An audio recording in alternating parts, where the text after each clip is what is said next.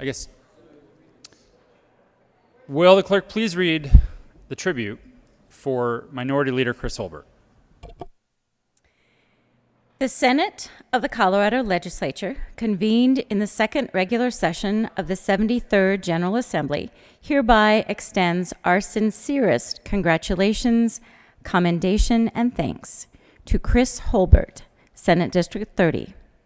Senator Holbert was elected to serve in the 68th, 69th, 70th, 71st, 72nd, and 73rd General Assemblies, where he represented his fellow citizens with dedication and honor. During his tenure with the Senate, he served with distinction as both the minority and the majority leader, as well as the chair and vice chair of the Business, Labor, and Technology Committee. Senator Holbert also served on the Education and Finance Committees and was vice chair of the Senate Services Committee. He further served on the Interim Study Committee on Cost-Benefit Analysis of Legalized Marijuana in Colorado. The citizens of Colorado and the members of the Senate express gratitude for Senator Holbert's exemplary service to our great state and wish him well in his future endeavors, given this 11th day of May 2022, State Capitol, Denver, Colorado, Steve Fenberg, President of the Senate. I guess there aren't any things to say. Senator Cook.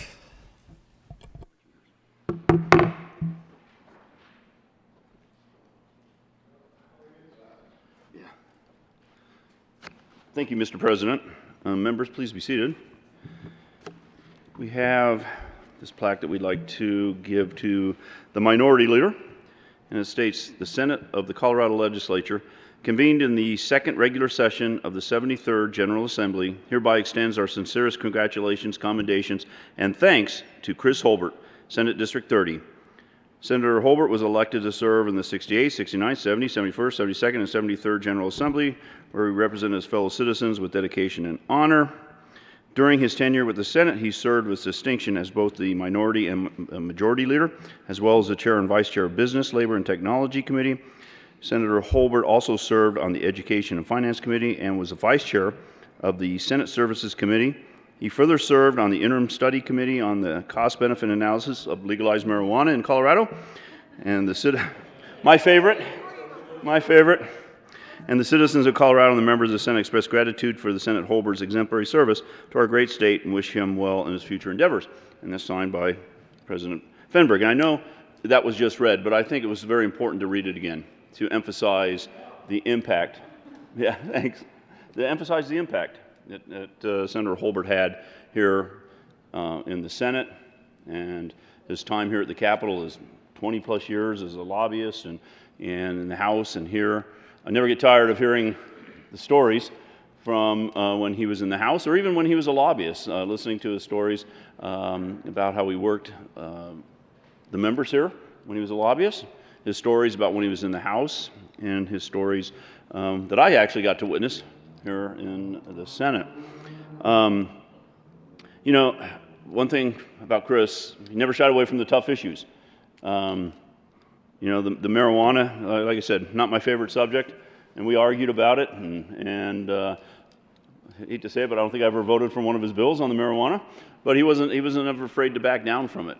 The liquor bill that we talked about earlier from back several years ago, you know, Chris didn't back down from that either. When it comes to gun rights or Second Amendment rights, Chris never backed down. He's a man of principles. And that's one of the things I respect the most about him. He would not back down. He stood up for what he believed in. Nope. He has a perfect record on license plates. He refuses to vote for a bill on license plates, and I think he has a 100% perfect record on that. The marijuana issue, again, like I said, believes in that and believes in that choice, and I respect him for that. I have a tremendous amount of respect for Chris Holbert. You know, there's a reason that they call somebody in his position leader, because that's what he is. You know, he is one of the best statesmen I have ever met. And I know that's going to be his legacy, that he's going to be recognized as a statesman down here at the Capitol. But he also is a tough negotiator when need be. And it's a combination of both. And he knows when to be that statesman, and he knows when to be that negotiator and work things out. And I think, as you can see here tonight, we've been moving a lot of things through. We've been getting some compromises, and we've been working, or he's been working with both sides so that we can get these bills done and hopefully benefit the people of Colorado. You know, we were talking earlier, Senator Holbert and I, about when it's time to leave. People know, I think, true leaders know when it's time to go, when it's time to leave. You look at some of the great sports heroes. John Elway, he knew when it was time to leave. He was on the top of his game, and he left. And I think Senator Holbert, Leader Holbert, is leaving at the top of his game.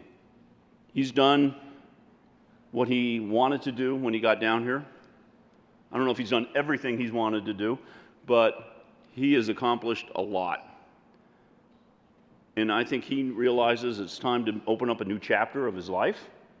He and Don are going to be moving down to Florida to experience, like I said, a new chapter. And I respect him immensely for what he's about to do, what he's done in the past, and what he is going to do in the future. And I know we all would like to know, and we all want to come visit, and especially in the winter. And I hope you have a spare bedroom for us. So, Leader Holbert, it's been a privilege and an honor to serve with you as the Assistant Minority Leader. My son likes to tease me, say that I'm the assistant to the Minority Leader, but Senator Holbert has never treated me like that. He always treated me equally as a co-partner, and I appreciate that. Senator Holbert, we're going to miss you, but good luck to you in your next endeavor. Majority Leader Moreno. Thank you, Mr. President. And, the real reason we read this tribute twice is because we wanted to see how many times we could say legalize marijuana and Holbert in the same sentence. But I am grateful to you, Mr. Minority Leader, because you've taught me things, whether you realized it or not. As we all know, I came into this position midway through session, was trying to just find my way, figure out the position, and this is obviously the Majority Leader position is a position that the Minority Leader had previously. And my favorite conversations with you is when you sometimes play chess with yourself. You lay out this scenario, if I do this, then you're going to do this, and then I'll do this. And I was like, sometimes that didn't even occur to me. Yeah, I would do that. That sounds great. I think I will do that, Mr. Minority Leader. And it inadvertently taught me the rules, but also how you negotiate and how you come to some reasonable resolution that both sides can agree to. Senator Cook had it exactly right. You are a statesman at your core. And this place is so much better off because you served here, you guarded the institution, and we are going to miss you very much.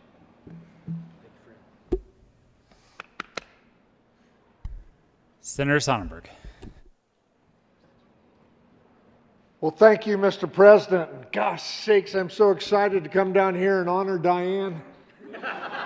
What an incredible young lady she is, and all the work she's accomplished, and how she got Chris out of the house for 12 years is just an incredible feat. You know, the truth is, she truly is an amazing lady, and quite frankly, I don't know how Chris was able to marry up the way he did, and now is going to go down and be a pool boy while his wife does all the work. It's just an amazing scenario. If I didn't wasn't too heavy to fit in the suitcase and be too heavy for the limits, I'd go down with them. Seriously, they're a team. I have watched them work together for 12 years. When she was in the political arena, when he was in the political arena, they were arm in arm, focused on goals to get things done. And when I first met Leader Holbert, I was serving with his predecessor, Mike May, who was the minority leader in the House at that time. And Mike goes, "You're going to like him. He votes no as often as you do." Says, "Well, good, another good conservative." And when he got here, I was totally blessed because he had the same integrity that I looked for in 12 years. He's never lied to me. In 12 years, if he had a problem, we talked it through. In 12 years, we relied on each other's counsel. If he had a question, he came to me. And I know a lot of you said, "Don't challenge me on the rules." There's one guy that can challenge me on the rules, and that's Mr. Holbert. It's actually fun to serve with somebody else that took time to understand those rules and figure out how they work and became an expert on those rules. So don't put anything back past Minority Leader Holbert on the rules. I'd tell you a couple of stories, then I'd have to kill you. So I'm not going to share stories about my friend other than what I have already shared. But know that this place truly is a better place because of his leadership. His leadership in which he would sit back and listen. He'd talk and listen. He'd guide and counsel. And I don't know how he did it, but somehow he would make you feel like what you just made the decision was. Actually, the truth is, what he just made the decision was your idea. And that is a true leader. He had a conversation with you, and you had this brilliant idea of what he had thought about days before, time before, and helped you arrive at the right decision. I'm going to miss him.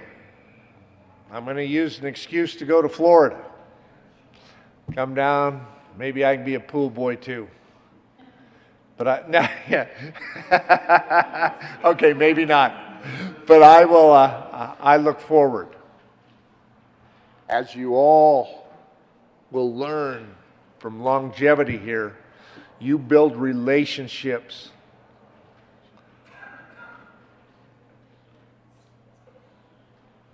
that will last a lifetime. Relationships that stories will come up in 10 years. Remember that. And I look forward to sitting down in a warm area in the middle of winter, the beer in my hand, talking about those stories.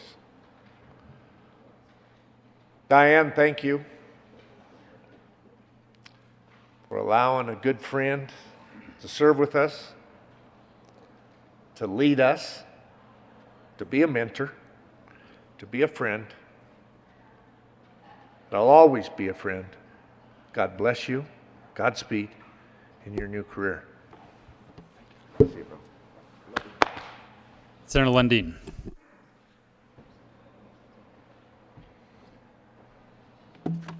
Thank you, Mr. President. Minority Leader, Majority Leader, Senator Holbert, Chris, Son of God. Now, I'm going to be brief because they've said limited to, what's that, how many minutes? 55 minutes. They said limited to 30 minutes all in. And any words that I use any time that I take takes from you, and I know, Professor Holbert, that you speak in 50-minute blocks.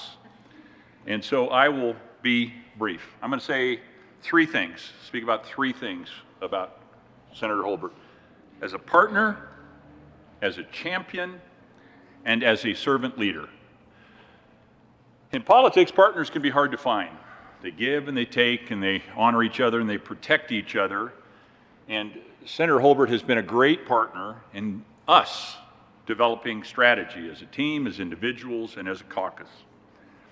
He's helped us develop legislative operations in partnership, and that has always been meaningful. And I got to know his better half and therefore understand him a little bit better on a trip in 2015 where we were able to go to Israel, quite frankly, to understand what it is to be the rootstock grafted on to the main branch of our faith, and enjoyed getting to know Diane and Chris, and therefore understanding Chris a little bit better. I would describe Chris as a champion, which for me is a little bit more than a mentor. A mentor will feed to you information, support, encouragement as you ask for it, as you need to have it fed to you and you request it. A champion is somebody who will fight for you, and quite frankly, sometimes fight with you to speak into your life in a way that can be a little bit more challenging. And Chris has done that for me personally, and I'm very grateful for that. But the thing that I think is most defining in my experience with Senator Holbert is that of a servant leader. And he has been a servant leader for his constituents. Now, many of us respond to constituents. I mean, we get all sorts of calls and emails, and the response is, yeah, I thought about that, you're probably all right. Senator Holbert will get up at 5 in the morning, 4 in the morning, 3 in the morning, 2 in the morning, at some point early in the morning, and write a white paper on email and send it to a constituent so that they understand more completely what the process is all about and serve them in that way that is incredibly sacrificial. Time, especially between 2 a.m. and 5 a.m., is precious, and he invests it in his constituents. He's invested in our caucus as a servant leader. We went through a transition last cycle, and Leader Holbert said some things that are, quite frankly, not the sort of thing you would expect a leader to say. We all kind of hang on to that power that we've accumulated. He said, take the information, check in with our team, find out what their will is. And if their will is that I should continue to serve in the role I'm in, great. And if the will is otherwise, that's fine too. That is an enormous thing for a politician to say. And it's an incredible act of servant leadership in my perspective. And I think you also, Senator Holbert, are a servant leader to something you love deeply, not as much as Diane, but you love deeply. And that is the Constitution. You serve the Constitution of the state of Colorado, and you know it better than most all of us, and you serve the Constitution of the United States of America and know it well as well. So I'm a fairly emotional guy. I tear up at Hallmark commercials. But I think I might have found someone who is even more emotional than I am, and that would be my friend, Senator Chris Holbert. Godspeed. Thanks.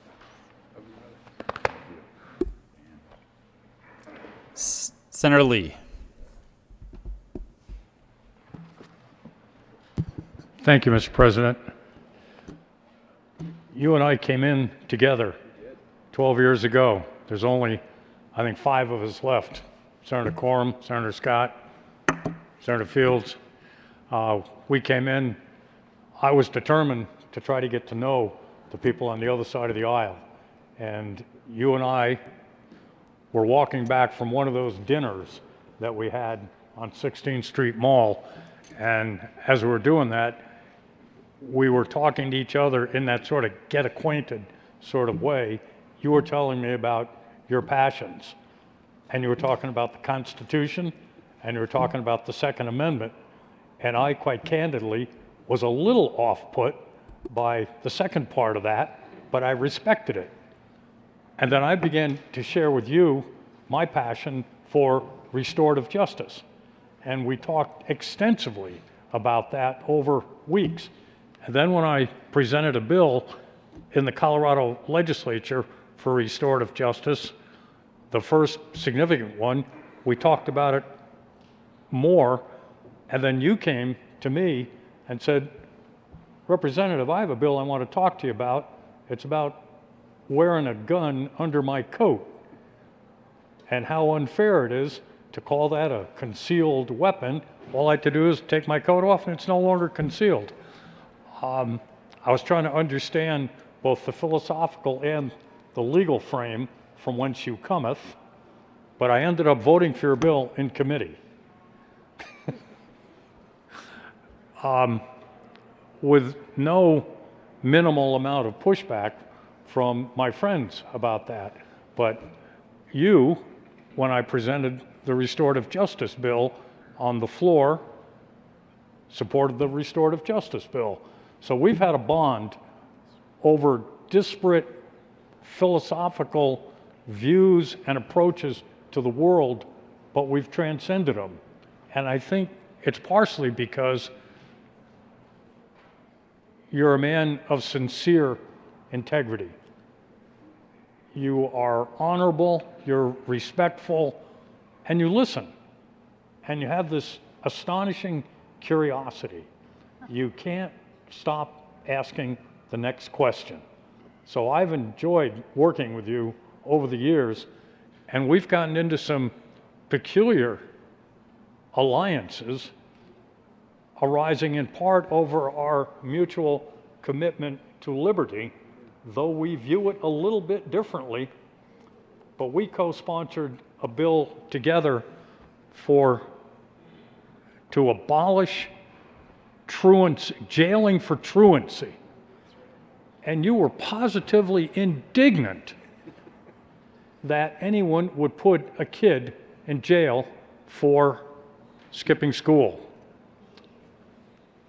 I shared that indignancy, and we passed that bill, and I can't recite all of the opposition and pushback we got from judges because we were curtailing judicial discretion. Remember?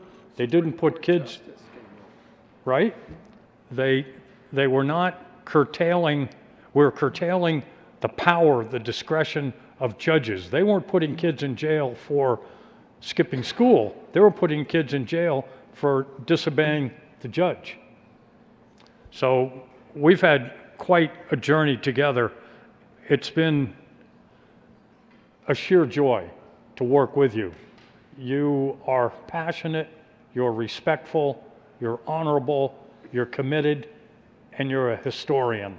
And I appreciate that greatly. So I wish you bon voyage as we both sail into the sunset together. It has been a joy to work with you. I agree. Thank you. God bless you. Brother. Senator Quorum. Thank you, Mr. President. Well, the Holberts are leaving for Florida. I'm really going to miss Diane. Chris voted against my bill earlier tonight. I have no hard feelings, but you know, we called him a leader here, but the amazing thing is, how can anybody that's wrong so many times be a leader? I mean, can you answer that, Diane? Thank you. No, Chris, it's been a pleasure to know you as I came in, the country boy from Southwest Colorado, and we had lots of good conversations. We've had good times. Chris and I have had we had disagreements on issues, but I don't believe it ever got disagreeable. And you know, he came to me this week, a bill that I had pulled off of because I didn't like the process that it was going through, and he said, would you be offended if I take the sponsorship? And I said, absolutely not, you know. So we do what we do, but he's been a good guy to know. Sending him to Florida is going to be quite an experience. The rumor is that he's going to be quite a go-getter in Florida. Have you heard that? Absolutely. He got his wife a job. He's going to take her to work. At about 5 o'clock, he'll go get her. But truly, Chris, it's been a wild ride. It doesn't seem like 12 years. It seems like it was yesterday, and I think that we have developed a friendship that I think Chris is one of those guys that you might not see for 3 years, but it's like it was yesterday. So I wish you well. I will miss you, and have a good life. See you, bud. Senator Donovan.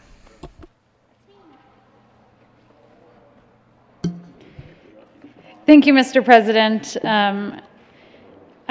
I'm so glad that we made some space tonight before Diane left to do this, because to hear Holbert talk about you in this building knows that we couldn't do it without you. There's a few things that electeds get reputations for, and our reputations can be just that, a reputation. They can be bad, they can be good, they can be hazy, they can be malleable. But Leader Holbert, you have an honorable and a good one, and I think that's even more remarkable. That's over 12 years. Your love of the building cannot be questioned, right?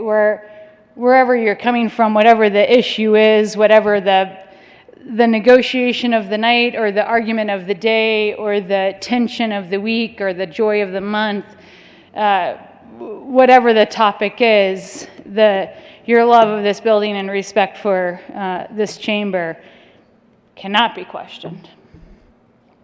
I've always appreciated your open door and even more so your open couch. A number of times I've kind of sheepishly wandered in, got a minute, buddy?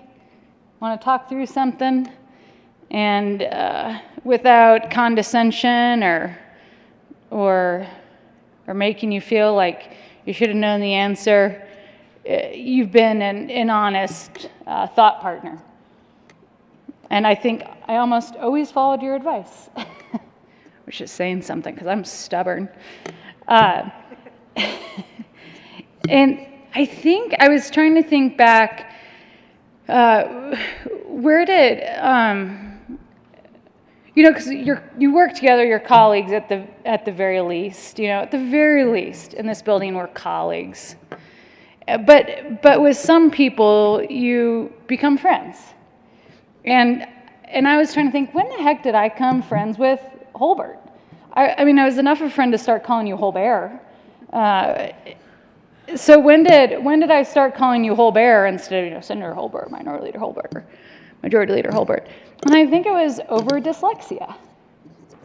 I think somehow on a late night or a long bill debate, either it was me confiding in you that I struggle with reading scripts, or asking you why you have the clean desk, or talking about the approach at the well. We both found this kind of lifelong struggle, and therefore a complicated relationship with reading and speaking because of an embedded, unfixable challenge with words. And what an ironic job that we find ourselves for two people who live and breathe by the word, that it is a fight to get those words out and to read them at times. In fact, one of the most important pieces of advice I ever got in this building was from you around that topic. You casually and very nicely grabbed me one time and said, "You speak a lot better when you don't use a speech." And from that moment on, I was like, you know what? If that's honest feedback from a friend, I really tried hard from that moment on to not let my dyslexia inform me reading from page after page. And lastly, you cannot talk about Holbert without complimenting him on his grasp of the rules. Such a funny, silly, inside the building compliment that no one else would get, but it is one of the highest compliments you can pay to someone in this chamber. I ask you a lot, come over, is that right? What do you think about this? Where's this part? When I ask other people that, and they give me an answer that conflicts with my own, I almost always go back to my desk, pull out the roll book, and prove to myself if I was wrong or I was right, because I don't take them at their word. If I go up to Holbert and I say, "Is that the right rule?" and he's like, "Yes," I take you at your word. I don't check you. I know that you're probably right and I'm probably wrong. So, just lastly, a simple thank you for your kindness. It's important in this building, and your kindness has made it a better place. Thank you, sir. Senator Liston.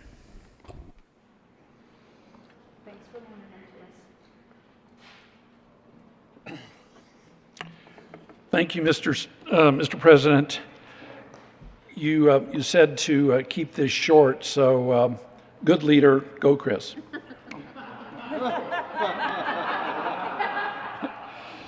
I do have a few more words. Chris, you may remember, I'm sure you do, I think that I have the distinct pleasure of knowing you to see your whole career when we've known each other when you were a lobbyist and I was a freshman legislator.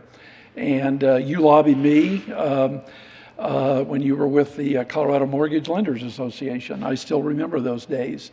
And in fact, I can sort of remember the issues that you lobbied me on. And that's when I realized that you were a man of honesty and integrity, and you really knew as a freshman legislator. You helped me, you helped a lot of people when we were new, and you knew the rules, which has been talked about time and time again. And I was fortunate enough to move on into the House, and lo and behold, there is this new guy, I say new guy, Representative Holbert, and he comes in, and he was miles ahead of us. He not only knew the rules, he knew what to do, what to say. I had the distinct pleasure, as you recall, of you being on the Business and Labor Committee with me. Though I was the chairman, I think I learned a lot more from you than you did from me or anybody else. You were a real voice of reason, a voice of wisdom, and I've always admired you. And then here I am, sort of the rookie in the Senate, and I've had the distinct pleasure to serve with you in the Senate and observe your leadership close hand. And I greatly admire your leadership, not only on our side, but for the entire chamber. And what I really admire is your gift and your speaking ability, that you can come down and on almost any subject. There's only probably one other person in the chamber that might be able to speak a little bit more about things, but I won't say his name, but his initials are Bob. But anyways, I've always admired your speaking ability and the way that you conduct yourself. We're going to miss those of us that are Avs fans. We're going to miss you being the Avs fan, but I'm sure you'll carry on that tradition down in Florida. I have no doubts about it. The other thing which I really love about you is your sense of humor. As you probably know, I have a sense of humor, but for some reason I've really been able to connect with you on your wry sense of humor and how things go. I'm going to miss that. So all I'll say in conclusion, go in peace and go in liberty.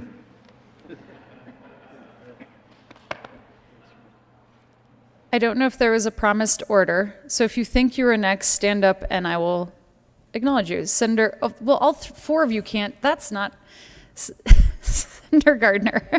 And then Senator Gonzalez.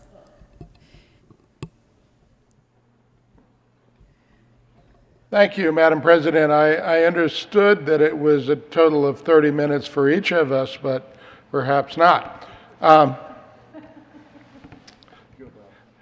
Leader Holbert, Diane, I was just all day today kind of going through the memories in my head. I wanted to say, Chris, of all the people that I have never worked for You're the best. That's an inside joke, folks. And Diane, if the stories you could tell about all of us that Chris never lets show, I'm sure that there are many. Chris does say from time to time that, particularly through the toughest decisions we had in the pandemic, that you reminded him that he ran for the job. And we're glad you did. I remember you first being elected to the House, and we've talked about a bill that I wasn't fond as a House Judiciary Chair to have, but you passed it how many? 60? 40 to 25. 40 to 25. That was a bill that Senator Holbert brought because of his convictions, his beliefs, and his integrity, which is second to none. The thing that is so difficult as a legislator, the most difficult job, is to be a caucus leader. I mean, if you think that guys like me and maybe Cook, I don't know, are difficult to cross the aisle from you, imagine what it's like to have us in your caucus and to figure out how to get us going in the same direction, and even when we don't agree, to bring us together, create a sense of unity, teach us and model for us how to disagree on things without being disagreeable, and realize that we agree on the big things, and that if we pull together, we're much stronger than if we pull in opposite directions. All of that is not easy, and I have learned a great deal by watching you and have thought a great deal about that in our years together in the Senate. You, as majority leader, had the authority, the privilege to name committee chairs, and the truth of the matter is I did think that I worked for you in some sense, because in that position we are appointed by the majority leader and we serve at the pleasure of the majority leader. And some, over the many, many years in this General Assembly, there are stories of that being abused, but you never, ever did that. You always resided the trust in your committee chairs, in your committee appointments, and let us do what we believed was right. You might ask us, and you might suggest to us, and we might decide that a different course or some other solution would be best for the whole,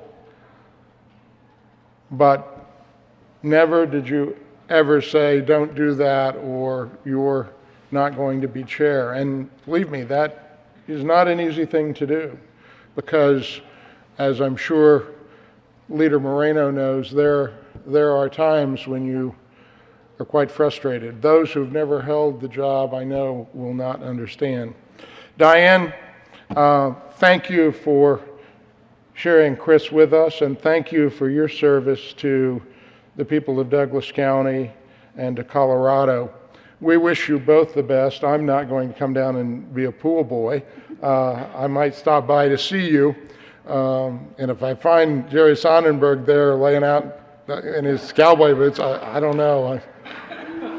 I don't even want to do the visual. All of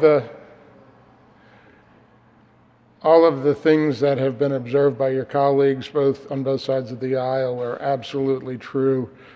I have learned a great deal from you. We all can learn from each other, and I have learned how to behave with equanimity and grace in the most difficult of situations. You have modeled that for all of us, and I thank you for it, and I wish you both the very best.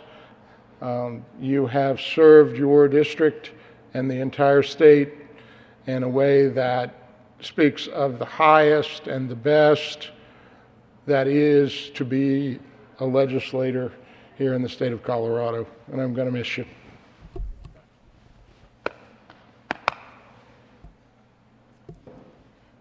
Senator Gonzalez. Thank you, Madam President. Leader Holbert,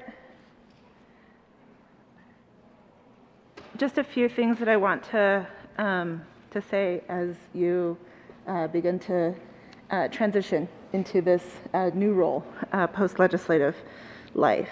I want to thank you for training me on the rules at new legislator orientation, on helping to train about how this institution works, and then carrying that tradition and love of teaching into sometimes social studies teacher level of love of our Constitution. I've always learned from you, and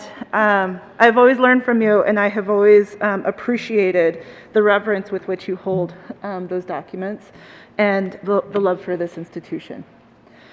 I also want to thank you for being, for showing up as who you are and being open and honest about that, whether that's allowing yourself to be emotional or vulnerable or angry or showing up with your guitar or, honestly being yourself, I think is important in this space, and particularly in these complicated and trying times. And then the last thing I just want to say is thank you for the advocacy and the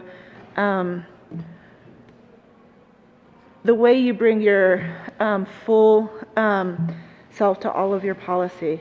Being able to run legislation with you, I learned a lot actually about how you approached stakeholder meetings, learning from opposition, actually trying to hear through to understand where the other side is coming from. And I've always tried to be a student. So as you transition into this next role, I hear Florida may have some Latinos in it, but they may not have chicharrones. And so if you ever need some chicharrones from the west side of Denver, you let me know. Thank you.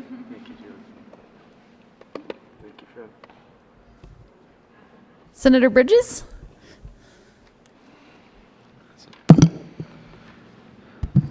There we go. I have had the privilege of bumping into the minority leader on several occasions, leaving these chambers very, very late at night.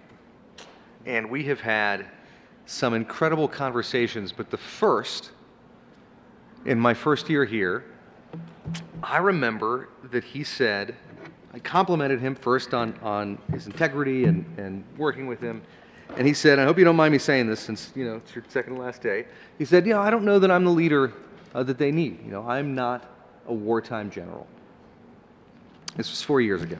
And it just struck me as so deeply wrong, because I think we are in a battle right now in America. We're in a battle for decency. We're in a battle to get folks to believe that government can work. We're in a battle for disagreeing without being disagreeable. We are, in a real way, in a battle for the soul of this country. And what is wrong with Washington is that it's full of wartime generals.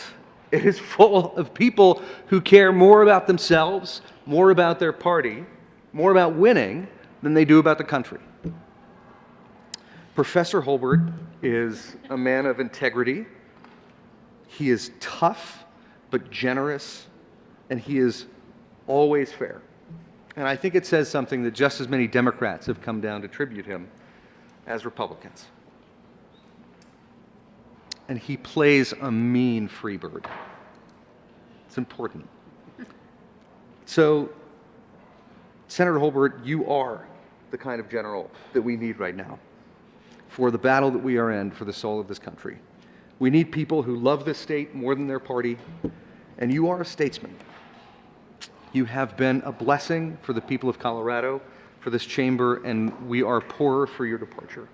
But man, Godspeed on the next adventure. Senator Scott?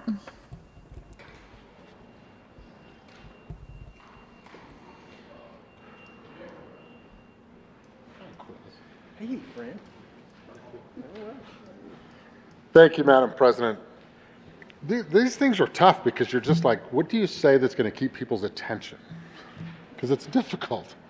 We sit here and we listen and we reminisce about what our memories might be. Mine are interesting because, again, Chris and I came in together, and it was an interesting day. I can still remember some of those details. As I walked in here, I'd never, this is going to sound crazy, the only time I'd ever been in this building is when I had orientation. And I was shown where the restrooms were. They had taken us in the other chamber and shown us where our seats were, handed us a rule book, do's and don'ts, but we were just kind of like thrown in the pond. And I remember when I first talked to Chris, I had no idea what his background was. I did not know he had been a lobbyist in his previous life. I had no idea that he had really good ideas on what happens in this place.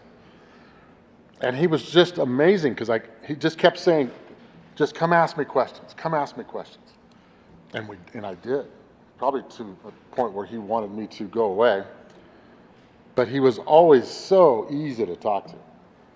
He'd just look at me and say, okay, this is the rule, this is how we do it. And my response was probably something like, we don't need no stinking rules.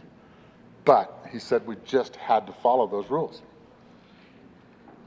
So we served together in the House. We had a blast, passed thousands of pieces of legislation, debated to levels I can't even remember. They were so late at night and into the early morning hours.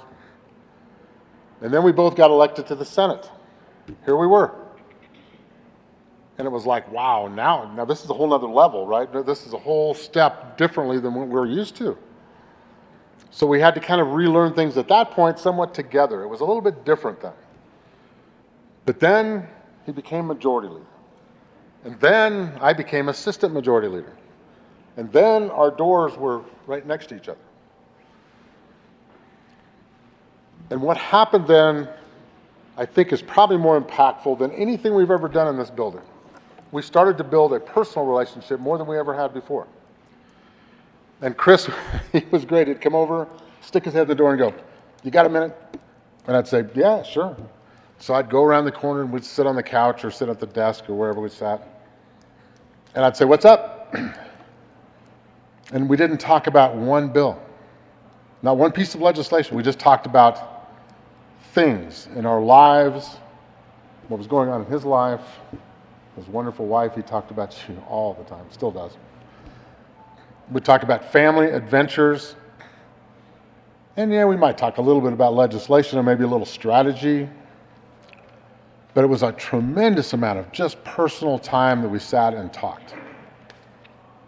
And then we fooled everybody because they thought we were in there really, figuring out what we were going to do the next day, and we did some of that. Some of the funny things he would do, though, before the session would start in the morning, I would once in a while get a call from Chris. Get in there.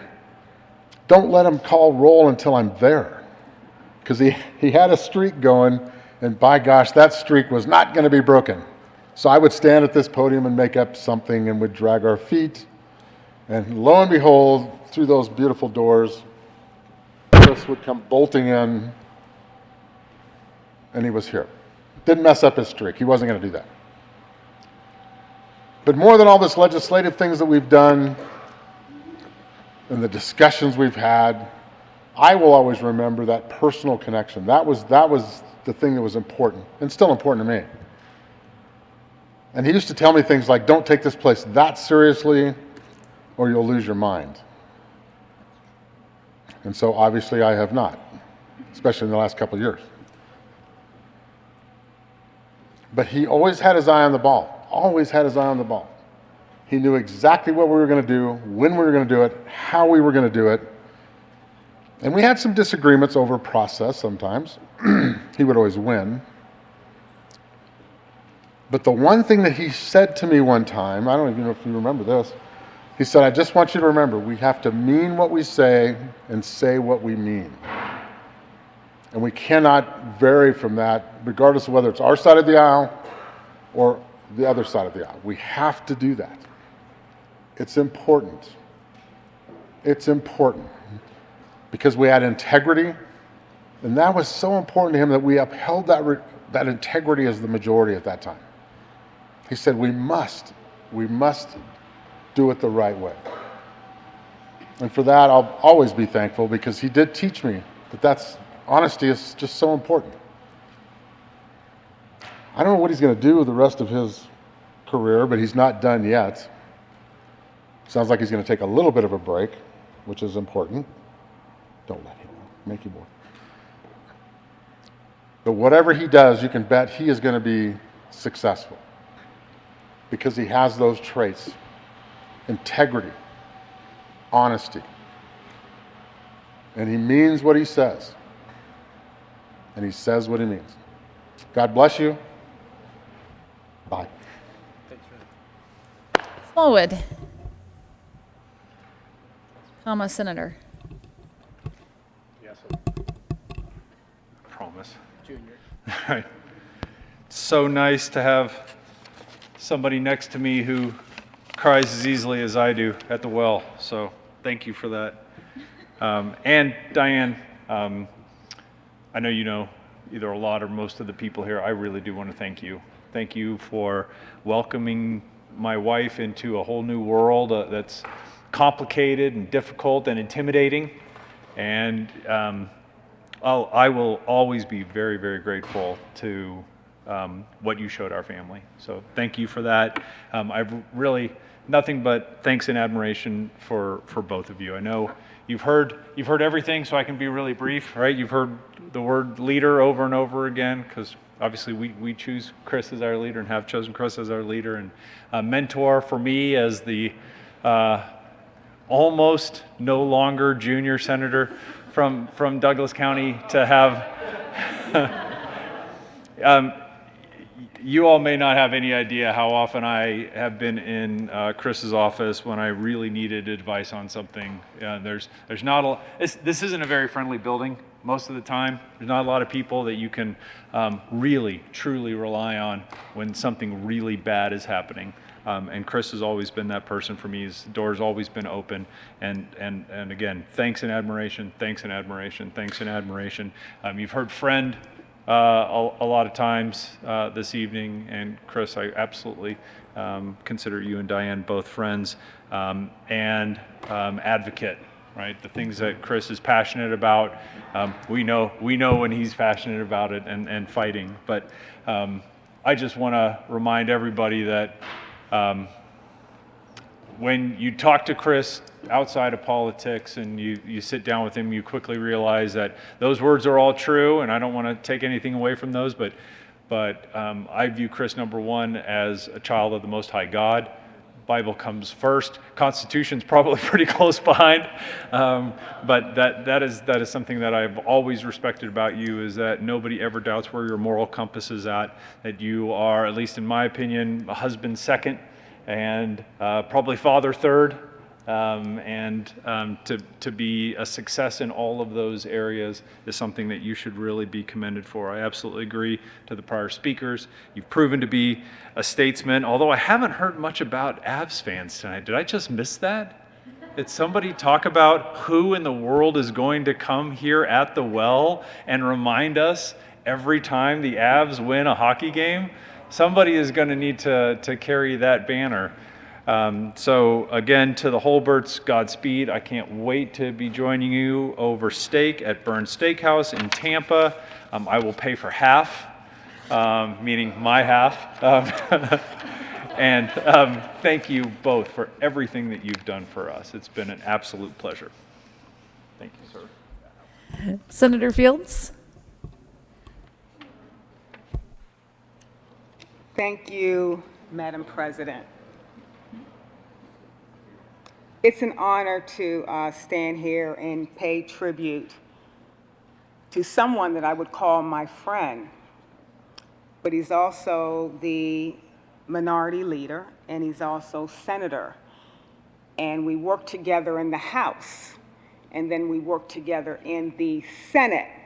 And so I'm going to start off by just saying thank you, thank you, thank you. And the reason I'm saying thank you is because you've never let our disagreements interfere with the legislative work we had to do. Far too often, or many times, we have different points of opinion. Despite that, we still stayed friends. And not everyone has the ability to do that because they harbor resentment. And you never did that when it came to our exchange. In fact, when we were in the House, we ran legislation together to address truancy. And at the time when you were truant so many days, they would put you in detention. And we worked with the Justice Department to come up with an equitable process that was fair as it relates to juveniles that were truant. And we felt like putting them in jail was not the right approach. And it's good to see you, Diane, because the last time I saw you, I don't know who was exchanging tissues, but I know my eyes were filled with tears because I was in Douglas County at a church there because of the shooting of an officer. And so what I really appreciate about your love and labor in the House and then also in the Senate is that you never lost sight of community. And an effective leader is someone that not only loves the work and the policy, but you also have to care and love for the community, because it's hard for you to be upfront as it relates to the public face for your community if you don't care about them. And you care about them. I remember the legislation that you passed as it relates to move over Cody. Once again, in the way you treated that family in reference to the pain that's associated with grief, and letting her know that we would never forget, and we're going to advance and pass legislation so that no one else is not harmed because they're just driving too fast and not letting law enforcement do their job. I love the way that you talk about your family, especially your son. You are so proud of your son. And every time he's here, you just kind of beam up with joy. I want to call you the dean of the Senate, the professor of the Senate, because what he does is he speaks right in that camera and he's explaining to the people of Colorado what's going on down here. And it's the civic lessons. And I'm sitting here, I know that. But yet the people who are listening and tuning in don't know it. And I believe that the people of Colorado appreciate those lessons because a lot of times they don't understand how to navigate or everything that goes on around here. But we have a dean, we have a professor that makes sure that he's keeping everyone in the loop as it relates to the procedures that we have down here. I heard somebody said that he was sensitive. He's a sensitive man, but he's very, very kind. And he's very, very strategic. I've never seen him angry, but I have seen him be disappointed. I know that look. But I've never seen him demonstrate his anger in public. I'm quite sure he does, but I've not seen it. So I want you and your family, I want to wish you the best of luck as you move on beyond this place here. You have been a good leader. And you have represented your community extremely well. I wish you and your family all the best. Senator Peterson. Thank you, Madam President. Members, I am happy to be able to stand up to acknowledge my friend and colleague here, Mr. Minority Leader, before he leaves to finally go have peace in Florida. I know he's been looking forward to the time when service was done here, when he did his job and it was time to leave. I met Chris first in the House for 2 years before he came to the Senate. I didn't get to know him well, except for on the Education Committee, but I didn't get to know him well personally, and I think that started on our trip to Israel, where I first got to know a little bit more about his background and where he comes from, and better understand who he is and how he got here. And we shared the story of our childhood and those similarities. I've really loved getting to know you better, Mr. Minority Leader, over all of the years. You are an incredibly genuinely great human being. I think that it's obvious when we look at the Senate and how different we all are. It's not just because we have better members. We're in the Senate. I've definitely adjusted to the Senate over the House.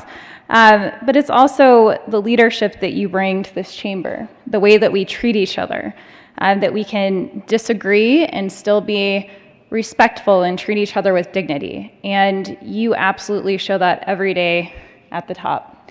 That is something that we desperately need in this country, and something that I really appreciate about this body and the way that we interact and what you bring to this chamber.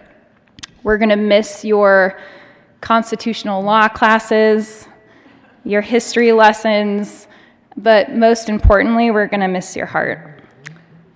The amount of times that I see you hold back tears when you're talking about an issue you care about, a person that means so much to you, you love deeply. And that is obvious when you talk about your family, your wife, Diane, who we don't always get to thank our family members here, but it is absolutely a family affair. So thank you, Diane, because I know that you go through all of this with him. And when you talk about your kids and what they mean to you and the type of dad you want to be. And it's just been an honor to know you. We are going to miss you. And go Avs! Senator Kirkmeyer?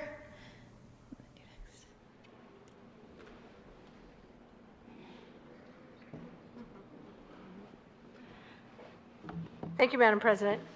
I don't know what you're all talking about. The Chris Holbert I know is a marshmallow. I didn't mean there.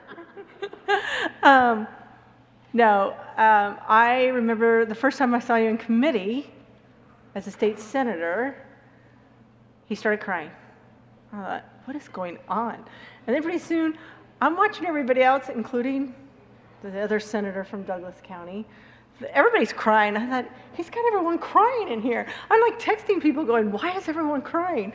But by the time we got done, it was like a whole day of crying. Like, we were all crying. I thought, he really is just kind of a marshmallow. But he was very, very passionate about what he was speaking to.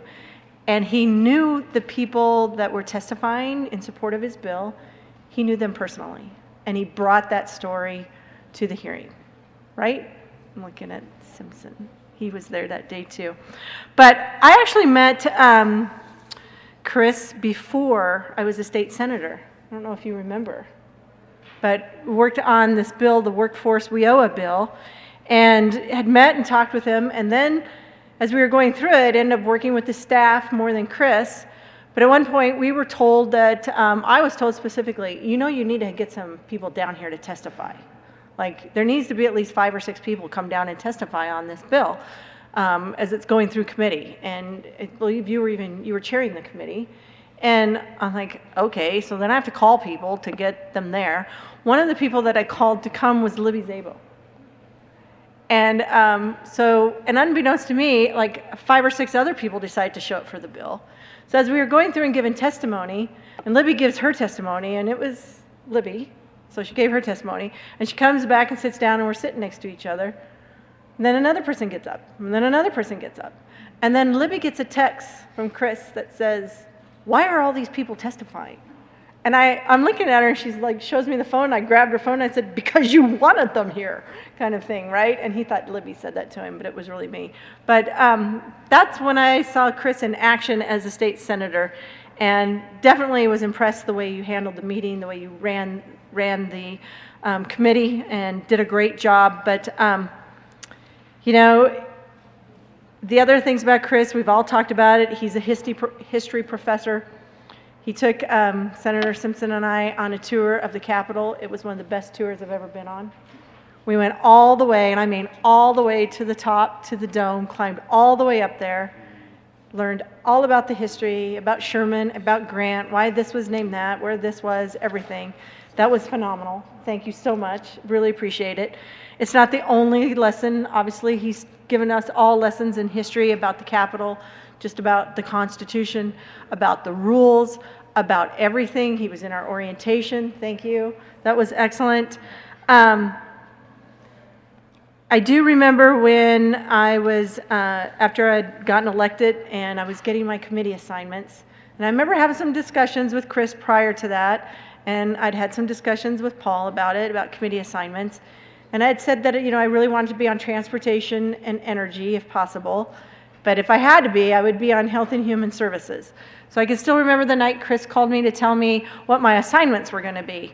And he told me I was going to have not 1 or 2 committees, but I was going to have the pleasure of being on 3 committees. Thank you. Thank you so much. And so I'm thinking, okay, I'm probably going to be on health and human services, and maybe I'm going to get transportation and energy, and who knows what the other one is. Well, he starts off with the other one, which was local government. He's like, we think it would make sense for you to be on local government. And I thought, I don't need to be on local government. Someone else should be on that. But I thought, whatever, that's fine. I will do that. And he goes, and then, you know, we want you to be on health and human services. And I'm like, okay, I knew that was coming. So I'm thinking, okay, so if I'm going to be on 3 committees, because not everyone's on 3 committees, then maybe I'm going to get transportation. He goes, nope, we're going to put you on education. And I'm like, what? And I don't know if you remember what I said, but I'm like going, you're going to put me on education? And said, the only thing I know about the education committee is, and about education is, I have one. And I know that there is a Public School Finance Act. I've never read it. I don't know what's in it. I don't have any clue about education. I never sat on a school board. I mean, I thought you said you were going to put people on committees where they had experience. I have absolutely no experience in education other than, again, I have one.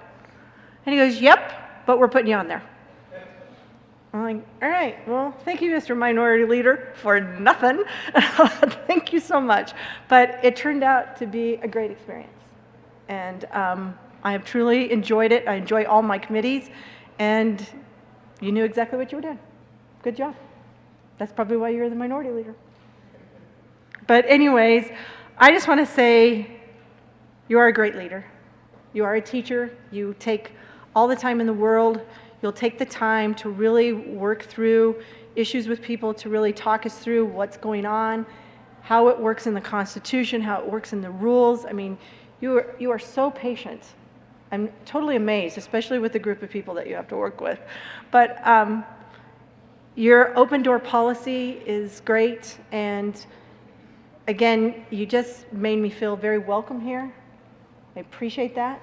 I appreciate being able to have worked with you in your as county commissioners. So I knew your wife before a little bit better than you, but you're a great leader. You're a good person to have in the position that we had you in. You guided us through this year and last year, and I just really appreciate everything that you've done for the state of Colorado and in the way that you've helped me become a better state senator. Thank you so much. Appreciate it. Thank you. Senator Heinrichsen. Thank you, Madam Chair. I've been here brief, so I guess I'll keep this brief. But Mr. Minority Leader, let me tell you 3 things that I think of when I think about you. First, how deliberative you are. And I've seen it here many, many times, but I first saw it during the first of many pranks that I got as the most junior member of the Senate coming in the middle of session off of a vacancy committee. quite literally minutes before I became a senator, and it was because during the review of the credentials, it was you who stood for quite a moment underneath the lamp looking to see if there was anything you could find on that credential to dispute. Encouraging. For the first few times I spoke up here, even though we disagreed passionately on the matter at hand, you came over and gave me a kind word, and I deeply appreciate that. And the third and final one is that you have been an unyielding voice for the minority. And that is particularly important to me now because you are moving to Tampa Bay area. They are the two-time defending Stanley Cup champions. And you are doing that at the very moment that the Colorado Avalanche will meet them in the Stanley Cup Finals. So I think that we can have unanimous bipartisan concurrence that you are the guy that we want in Tampa at that precise moment in history. President Finberg. Thank you, Madam President. Senator Cook requested that I keep this brief. Yes.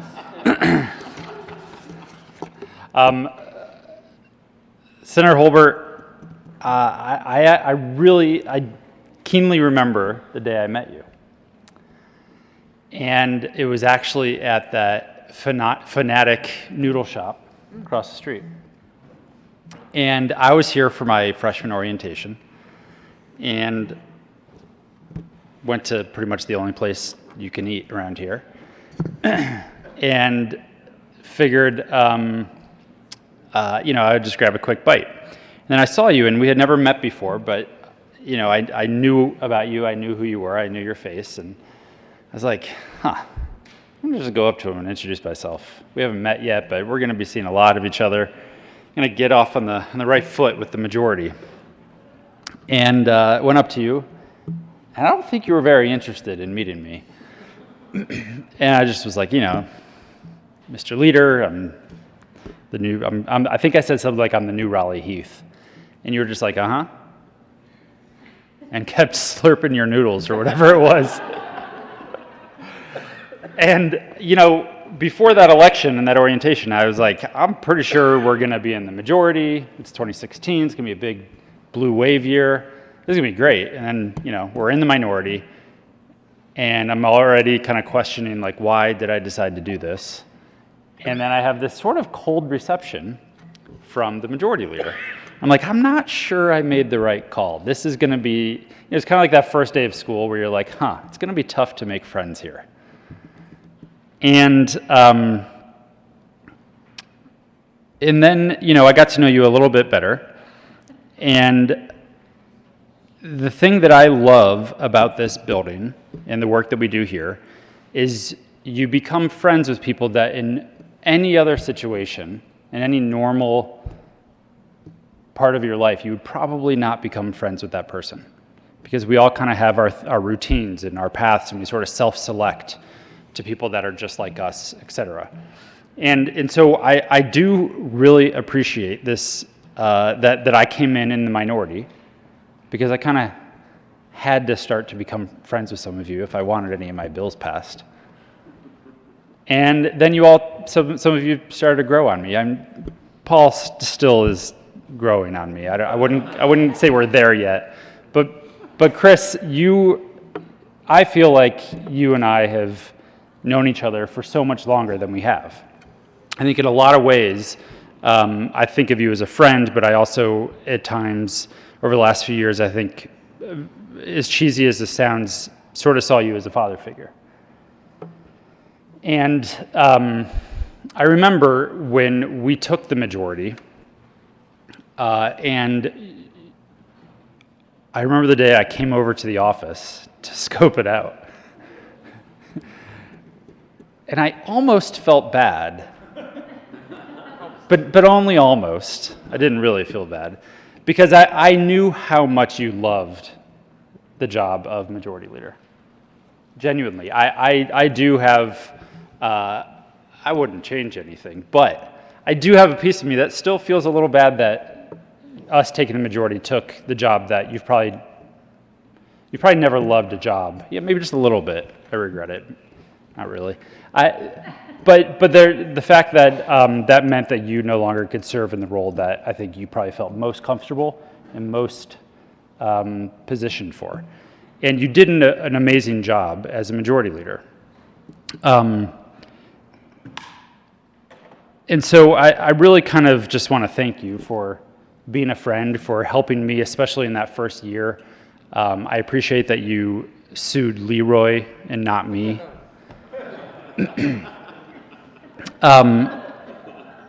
But yeah, I don't know who sued us. One of you did. But in all seriousness, I've learned so much from you. What I've learned over the last couple of years, though, is that the lesson is that yes, this building forces so many of us to get to know each other and become friends with people that we otherwise maybe wouldn't have given a chance to see if there was a friendship there or a relationship. And over the last few years, I've realized that actually you're exactly the person that I would become friends with. And I think that's a lesson that we all need to sort of take from some of the work that we do here, is that if you let your guard down, you sort of put some of the superficial things aside, you can find common ground and you can find friendship with people that maybe have completely different political beliefs than you, different upbringings. But in the end, if you give it a shot, there's a lot to learn from one another. And I've learned an incredible amount from you, Chris. And Diane, for what it's worth, we haven't gotten to know each other. There are several times that when I realized that I really liked Chris, I would go up to him sometimes on a bill and be like, how are you voting on such and such? And his response would be, Diane would kill me if I vote no on that one. And that's what I knew. He knew what was important, and he had the right priorities. But genuinely, from the bottom of my heart, thank you for everything you've taught me. Thanks for being a friend, and I can't wait to see what you do next in Florida. Thank you, Mr. President.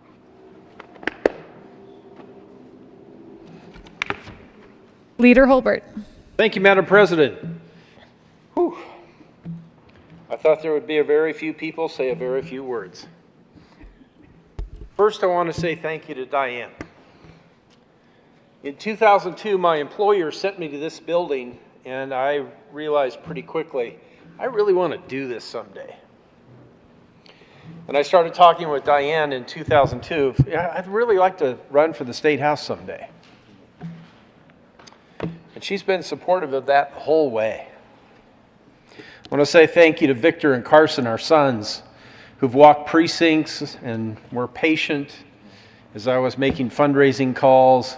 They were patient after I was elected. I'm going to try to get through this without even touching that. But I'm sure you all have experienced this too if you have kids, but to go out and just do some shopping errands, go to the grocery store, go to Home Depot or Lowe's. And it wasn't very long after I was elected to the House that people would say, oh, Representative Holbert. And they want to talk about something here, but more likely they want to talk about something in Washington, D.C. that we have absolutely nothing to do with. And those conversations might take 15 or 20 minutes, but my sons would probably say 2 or 3 times that time. They used to like to go around and run errands with me, and then they got to the point where they didn't really want to do that because that happened just about every time we were out. But Victor, Carson, love you. Thank you. And then I want to say thank you to my best friend and my mentor, Ted Harvey, who kind of wrapped his arms around me my first year here, 2002. That was his first year as a member. He came in on a vacancy election. Joe Nunez passed away. Ted was a former reader of the State House of Representatives. Diane's brother John is a former reader of the State House of Representatives. Kind of odd curiosity, but something in common. But Ted, during his first session, 2002, he and I became friends. And by June of that year, after Sine Die, he called up and said, "Come down to my office." Why? I said, "I got something to show you." He had an office down in Castle Rock, and I drove down to Castle Rock, and he had this big dot matrix page from one of those old printers.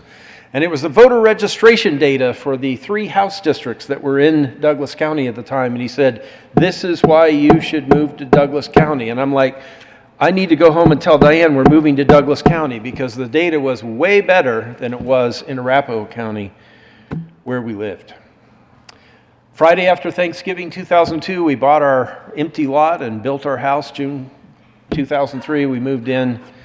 Spent 8 years working in the party, supporting Mike May as my state representative, and then I got to run for it in 2010, and here I am. I want to say thank you to Carrie Ebel. We were district captains together back in those days. Carrie worked over at Colorado Christian University and the Centennial Institute. For my former state senator, the president of the Senate, John Andrews, and for a man by the name of Bill Armstrong. Senator Bill Armstrong. Bill was a member of the association that I managed, and I've talked before that he taught me to come to attention while sitting in my office chair. He would call me at CMLA, and I'd pick up the phone and, "Chris, Bill Armstrong," and I'd say, "Yes, sir." That relationship offered an open door to allow me to meet people here like then Senator Doug Lamborn, and Senator Marilyn Musgrave, her name is over here, and Majority Leader Mark Hillman. It was an honor to work for my friend and former chair of Douglas County Republicans, Mark Scheffel, when he ran for Senate. His name is right there. Bill Armstrong is right there, Mark Hillman. And for those of you who get to come stand in this well and speak, Cindy tells me that yes, because I'll be here tomorrow, I get my name there where their names are. Pretty cool.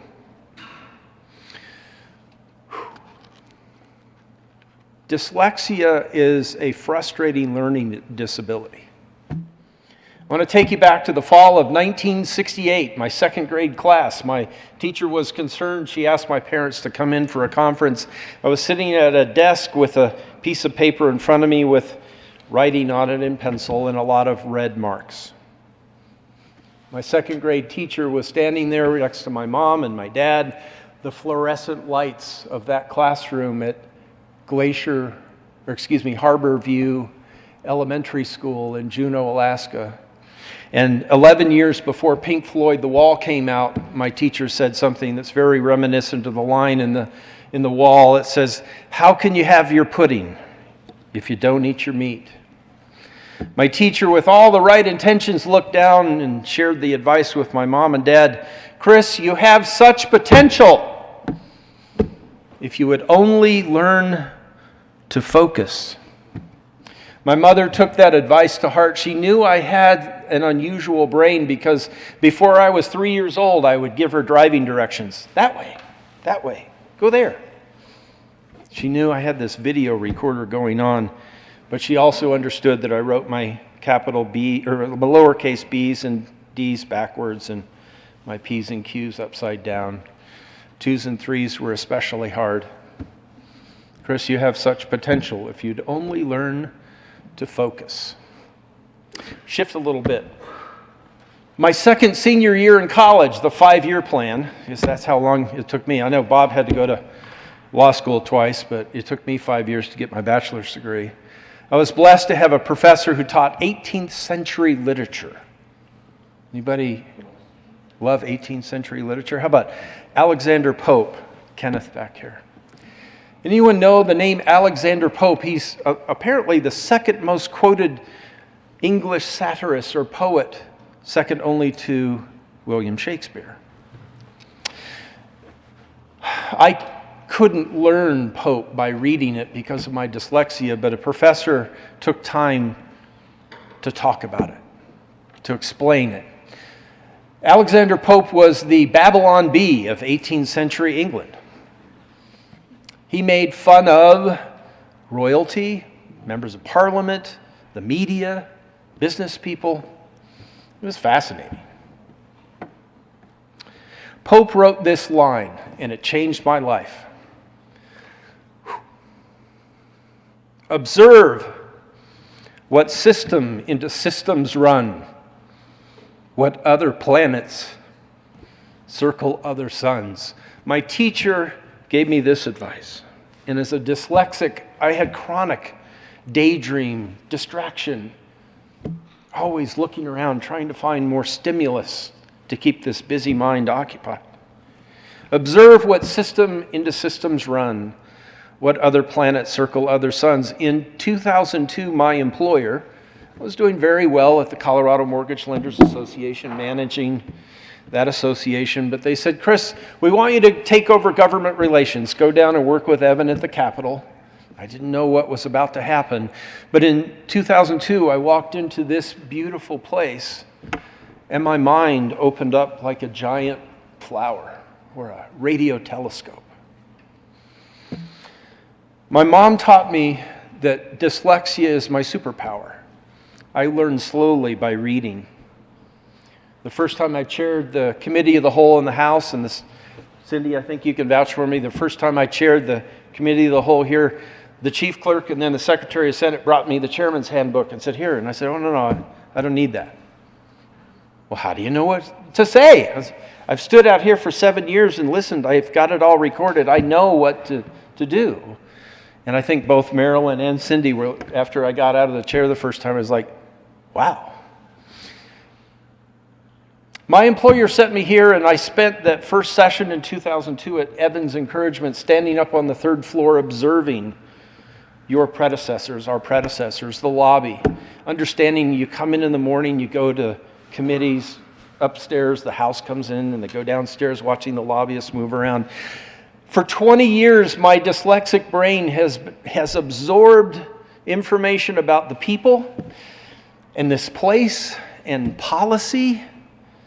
Thank you for all the speeches that you've given here in the well, whether we disagreed or agreed, and the legislative process. I've been so stimulated here in this building, and the hard thing tonight is, I admit to you, I've never experienced stage fright. Not once. But I know what it feels like because I have this apprehension, this tension in my chest, maybe a little bit of fear. Why? I'm going to try to do it without touching the tissue.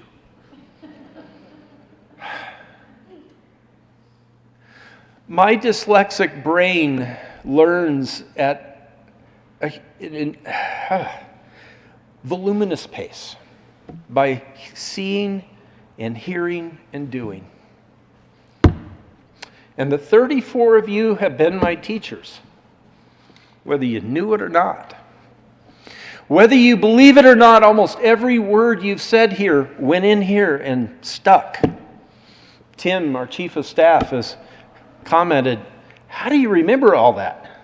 I recite a conversation from weeks ago. That's my dyslexic brain. And the challenge that I have as we move forward, I won't be here after tomorrow as a member in General Assembly. Where else am I going to go that teaches so much, so consistently?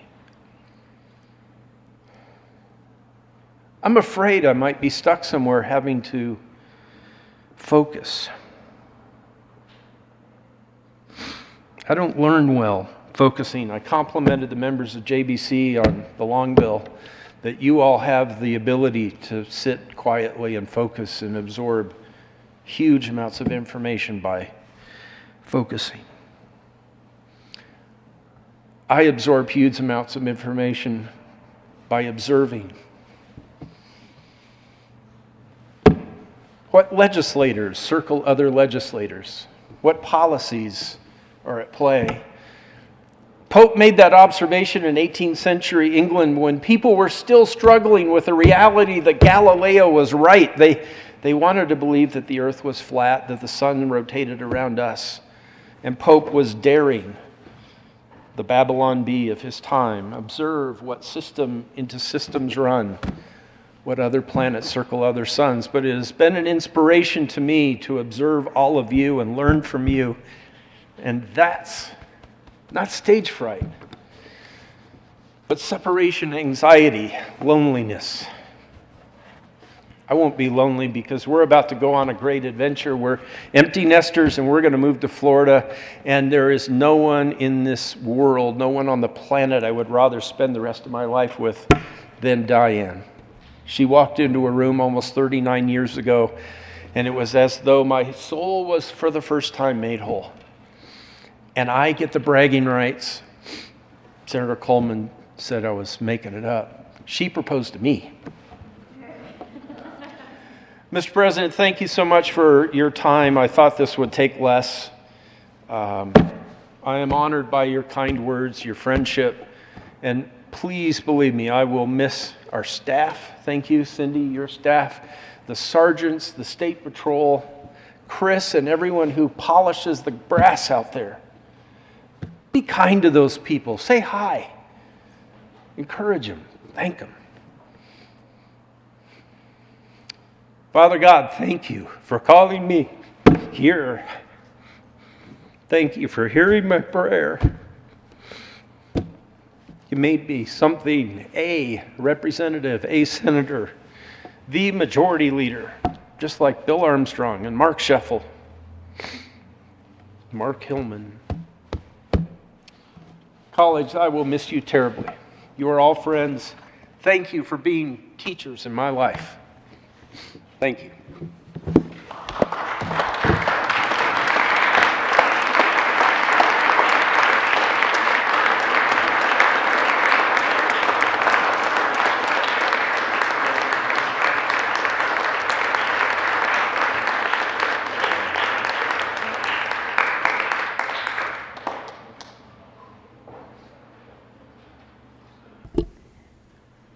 The Senate will come back to order. Majority Leader Moreno.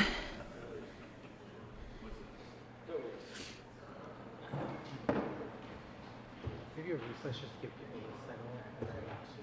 We got to recall the bell.